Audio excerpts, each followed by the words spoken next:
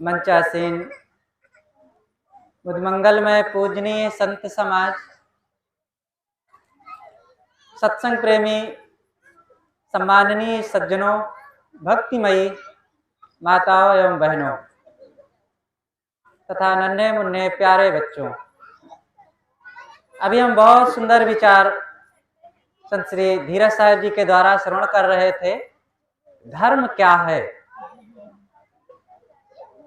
वास्तव में धर्म बाहर नहीं, मंदिर मस्जिद में नहीं, गंगा यमुना में नहीं, धर्म सबके दिलों में होता है और वह है सुंदर भाव, पवित्र कर्म, संयम, सदाचार। इनको जो पालन करता है वो सच्चे अर्थों में धर्म को समझता है, धर्म को जीता है। लोगों ने बाहर धर्म मान रखा है, जाति, वर्ण, संप्रदाय, ये सबके नाम पर। ये धर्म नहीं है, ये मजहब है। और ये मजहबी भावनाएं मनुष्य को सदैव कठोर बनाती हैं, हिंसक बनाती हैं। इसलिए इन भावनाओं से ऊपर उठ करके हमें मनुष्य के साथ मनुष्यता का व्यवहार करने वाला सच्चा इंसान बनना चाहिए। कुछ बातें जानने की होती हैं, कुछ बातें करने की। जानने की बातें हैं कि एक बार उसको जान लेंगे तो फिर कोई झंझट नहीं रह जाएगा, भ्रम मिट जाएगा। और वो है भूत प्रेत, जादू टोना, मंत्र तंत्र, स्वर्ग नरक, ईश्वर परमात्मा, ये तमाम जो अंधविश्वास की, बाह्य आडंबरों की, भ्रम की बातें हैं, इनको आप अच्छी तरह से सत्संग में जाकर के सदग्रंथों के द्वारा, गुरुजनों के द्वारा आप समझ लीजिए। एक बार जान लेने के बाद फिर इनका कोई दुख नहीं रह जाएगा। आप जान लीजिए कि भूत प्रेत कुछ नहीं होते हैं, फिर भ्रम नहीं है, कोई दुख नहीं रह जाएगा। और नहीं जानने के कारण आप अज्ञानवश यही जानते रहते हैं, अज्ञानवश जानते रहते हैं कि भूत प्रेत होते हैं, और जबकि वो महाअज्ञान है। आप उसको जानिए कि ये निरर्थक चीज है, इसमें कोई सच्चाई नहीं है, केवल मन का भ्रम है, लोगों की कल्पना है और हमारे मन का समाज के द्वारा आरोपित ये भ्रम का विचार है। और इससे कोई तकलीफ किसी को नहीं होने वाली है, क्योंकि जो चीज है नहीं फिर उससे दुख होने की कोई बात ही नहीं है। जादू टोना कुछ नहीं होता है, ये सब वस्तु की बनावट, मनुष्य की चालाकी, आपका अज्ञान और देश काल परिस्थिति के अनुसार वे कुछ का कुछ दिखा देते हैं।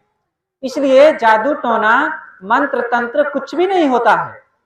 शकुन अपशकुन, आपने मान लिया कि छूछा घड़ा देख करके चलेंगे तो अशुभ हो जाएगा, ऐसा कहीं होता है? कुछ नहीं होता है। आप कहां तक सब घड़ों को भर करके चलेंगे और सारे बाल्टी, सारे गिलास, सारे लोटा और सब भर करके चलेंगे? अरे कुछ नहीं होता। इस भ्रम को दिल से निकाल दो। छूछा घड़ा, भरा घड़ा, कुछ भी हो, आप जो हो काम करो अपना। किसी ने टोक दिया आपको और आप घबरा गए, टोक दिया तो क्या हो गया, टोक देने दो, उसका विचार था, कुछ कह दिया। आपको जवाब देने का मन हो, उचित हो तो जवाब दे दो और घबराओ मत। आप कहीं जा रहे थे, रास्ते में बिल्ली ने रास्ता काट दिया, सामने से गुजर गई, आप घबरा गए, बिल्ली चली गई, क्या हो गया? अरे बाघ, भालू, शेर, चीता सामने से चला जाए तब थोड़ा खतरा हो सकता है, बिल्ली कौन सा आपके लिए खतरा उत्पन्न कर सकती है? लेकिन मन का अज्ञान है ना। मैंने पहले ही कहा कि जान लेने के बाद आपका दुख समाप्त हो जाएगा। तो जानो पहले इस बात को कि ये भ्रम है। तो ये तमाम प्रकार की जो अज्ञान जनित, भ्रम जनित बातें हैं, इनको अपने दिल दिमाग से निकाल देना चाहिए। किसी ने छींक दिया और आप परेशान हो गए, छींक दिया, उसको जुकाम हो गई थी, छींक दिया तो कौन सा बुरा हो? आप भी तो छींकते रहते हैं। ऐसा कुछ नहीं होता है, बिल्कुल नहीं घबराना है। कहीं स्वर्ग होगा, कहीं नरक होगा और उससे सुख या दुख मिलेगा, कहीं कहाँ होगा। जहां होगा वहां होगा। स्वर्ग और नरक आपके दिल में है। अगर आपके मन में प्रेम है, दया क्षमा है, एक दूसरों के साथ मिल करके रहने की भावना है, गम संतोष है, तो आप स्वर्ग में हैं।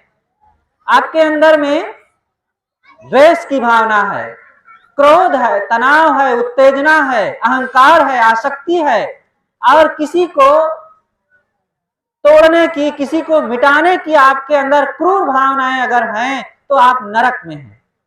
इसको जानिए पहले, और जब जान लेंगे तो आपका दुख समाप्त हो जाएगा। कहीं बाहर भगवान बैठा है, वो हमें देख रहा है, वही हमारी सुख दुख की व्यवस्था कर रहा है। वो चाहे तो डुबाए, चाहे तो उबारे। कहीं कोई भगवान नहीं है जो आपको डुबाने और उबारने वाला है। आपके कर्म ही आपको डुबाने और उबारने वाले हैं। इसलिए इसको जानो पहले, और जानने के लिए सत्संग की जरूरत है, ज्ञानवान, बोध, वैराग्यवान संतों की जरूरत है। जब इस बात को आप जान लेंगे तो सारा दुख समाप्त हो जाएगा। तो जाने। इसके बाद दूसरी बात आती है करना। जान लेने के बाद ये सारी समस्याएं आपकी समाप्त, दुख रहित हो जाएंगे। लेकिन कुछ बात होती है कि जानने के बाद करना पड़ता है। केवल जान लेने से काम नहीं बनेगा।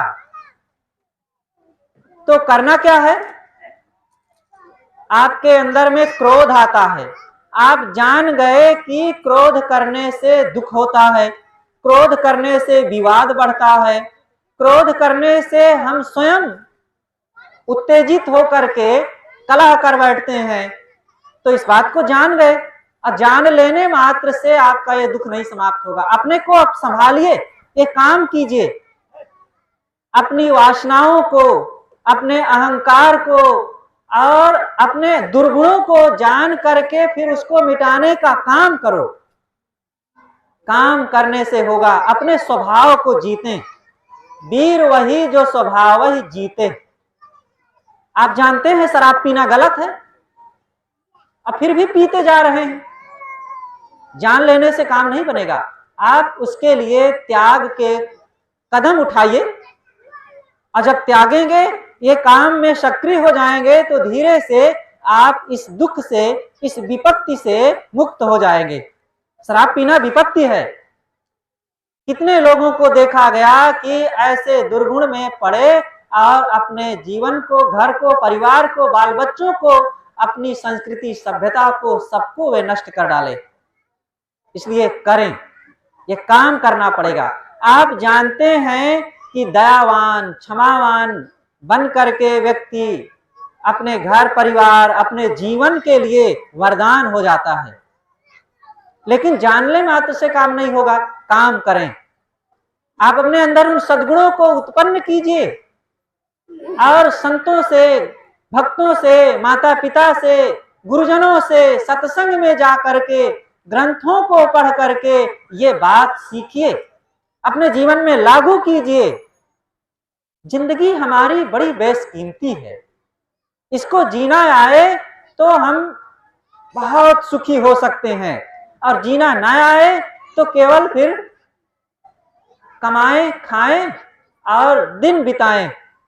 और यही बिताते बिताते बच्चे से जवान हो गए, जवान से बूढ़े हो गए, और एक दिन मर गए। क्या पाए? आप आए थे किसी विशेष उद्देश्य के लिए, कोई एक मकसद पूरा करने के लिए, और बस कमाते रहे और उस कमाई को पेट में डालते रहे, और बाहर कुछ ईंट पत्थर, लोहा सीमेंट और टीना लोहा, यही सब बटोर करके मकान, गाड़ी घोड़ा, मोबाइल, टीवी इकट्ठा किए, और उपयोग करते हुए हल्ला गुल्ला करते, रोते झींकते बस एक दिन चले गए। ये जिंदगी का उद्देश्य नहीं है। ये जिंदगी की कुछ चीजें हैं गुजर बसर की। इसके अलावा हमारे जीवन का जो फल है आत्म कल्याण, और आत्म कल्याण के लिए व्यक्ति को अपने ही अंदर के स्वभावों को जागृत करना पड़ेगा। जो संयम, सदाचार, शांति, त्याग, अनासक्ति, निष्कामता, निर्मोहता, भक्ति, बोध, वैराग्य, ये सबके अंदर में है। सभी माँ बहनों के अंदर, सभी भाइयों के अंदर में वो शक्ति है। वो शक्ति को जागृत करो, और उसको जागृत करने के लिए सत्संग और संतों की संगत की जरूरत है। जैसे बच्चे के अंदर विद्या है, वो विद्या इंग्लिश, हिंदी, उर्दू, संस्कृत आदि को वो समझ सकता, पढ़ सकता, उसका पंडित हो सकता है, लेकिन तब तक नहीं हो सकता जब तक वो स्कूल में जा करके उसका अभ्यास नहीं करेगा। अध्यापक उसके अंदर की शक्ति को जगाएगा नहीं, वो स्वयं उसके लिए मेहनत नहीं करेगा, तब तक वो हिंदी, अंग्रेजी, गणित, विज्ञान आदि का पंडित नहीं हो सकता है, अंदर में शक्ति होते हुए भी। इसी प्रकार आपके अंदर में सुखी होने के, दयालु होने के, भक्तिमान होने के, पूर्ण मुक्त होने के लिए वो सारी सामग्री है, और उस सामग्री को आपको जगाना पड़ेगा और अंदर में चालू करना पड़ेगा, एक्टिवेट करना पड़ेगा, और उसके लिए संत गुरुजनों की जरूरत है। और संतों गुरुजनों को भी चाहिए कि वे स्वयं अपने जीवन में साधना, भक्ति, बोध, वैराग्य, त्याग, अनासक्ति का काम करते हुए अपने जीवन का कल्याण करें, और साथ साथ वही समाज को भी प्रेरणा दे। वही सच्चा साधु है जो आत्म कल्याण का काम करे और समाज को भी कल्याण की प्रेरणा दे। जो व्यक्ति किसी को धन देता है, झाड़ फूक करता है, आशीर्वाद दे करके दुख मिटाना चाहता है और कहता है कि नहीं मेरे पास चले आओ, मैं तुम्हें आशीर्वाद दे दूंगा, सब ठीक हो जाएगा, वो धोखा दे रहा है। वो अपने को नहीं ठीक कर पा रहा है, आपको क्या ठीक करेगा? ठीक करने का तरीका है कि अपने जीवन में पवित्र कर्म, पवित्र विचार से जिया जाए और दूसरों को भी वही पवित्र आचरण, पवित्र कर्म जीने की प्रेरणा दे, तब जीवन का बदलाव होगा। न कोई देवी देवता, न कोई भगवान भवानी और न कोई बाबा साधु गुरु लोग हैं जो आज देखो परमात्मा बने, कहते हैं कि मैं परमात्मा हूं, मैं कबीर साहब का अवतार हूं, मैं बंदी छोर हूं, और अपना स्वयं जेल में बंद हैं और अपने बंधनों को अपने जेल खाने से उड़ के नहीं आ सकते और दूसरे के बंधनों को काट रहे हैं। ऐसे बंदी छोरों से दूर रहना चाहिए। जिन्होंने अपने अंदर के बंधनों को मिटा करके शांति का काम किया, वो सचमुच बंदी छोर हो सकता है अपने लिए। जो कोई प्रेरणा लेगा वो दूसरे के लिए भी हो सकता है। इसलिए हम सब लोग आत्म कल्याण, संयम, सदाचार का काम करें। तो मैं कह रहा था कि कुछ बातें जानने की होती हैं और कुछ बातें करने की। तो जानो पहले कि ये भ्रम, अंधविश्वास, आडंबर और देवी देवता, भूत प्रेत, जादू टोना, भगवान भवानी आदि ये बाहर कुछ भी नहीं है, अस्तित्वहीन है, इनकी कोई शक्ति नहीं है। फिर जब ये है नहीं तो हमें दुख नहीं दे सकते, फिर इनसे हमें सुख भी क्या मिलेगा? इसलिए इनको जान लो, अब बस छोड़ो, कोई समस्या नहीं। अब कुछ करने की बात है। करना यह है कि अपने मन को वश में करो, इंद्रियों को संयमित करो, कर्मों को सुधारो, चाल चलन को ठीक करो, वाणी विचार को अच्छे रखो, व्यवहार को सुधारो, सत्संग में जाओ और भाई बहन, माता पिता, पति पत्नी आपसी संबंधों में मिठास लाओ, जीवन को पवित्र बनाओ, बस आपका जीवन आनंदमय हो जाएगा। ये है जीवन जीने के सही तरीके, सुखी और शांत होने का वैज्ञानिक तरीका। और इस विज्ञान को सदगुरु कबीर ने दिया है, इस विज्ञान को ऋषि मुनियों ने दिया है, और हम इसको भूल करके धोखेबाज लोगों के चक्कर में पड़ के हम भी ठगा रहे हैं और उसी में जीवन बर्बाद कर रहे हैं। इसलिए भटके नहीं, सच्ची साधना, सच्चे कर्म और सच्चे जीवन को समझ करके अपने जीवन में उसको लागू करें और जीवन को पूर्ण सुखी और मुक्त बनाएं। अपनी बातें मैं यहीं पर समाप्त करता हूँ। हमारे बीच परम श्रद्धेय पूज्य संत श्री शंकर साहेब जी विराजमान हैं। आपसे मैं विनम्र निवेदन करता हूँ कि हम सबको अपने ज्ञान गंभीर विचारों से लाभान्वित करने की कृपा करें। बोलिए सद्गुरु देव की जय।